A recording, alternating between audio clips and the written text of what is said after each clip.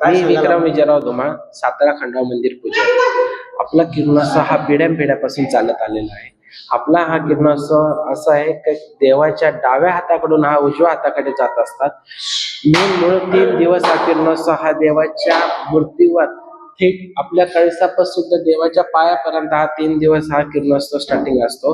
तसा हा पूर्ण 5 दिवसाचा असतो. देवाच्या डाव्या हाताकडून हा उजव्या हाताकडे जात असताना जो सर्वांनी याचा अनुभव घ्यावा, येऊन इथं दर्शनाने देवाची भक्ती भावने सर्वांनी येऊन हा देवाचा जय जयकार करावा.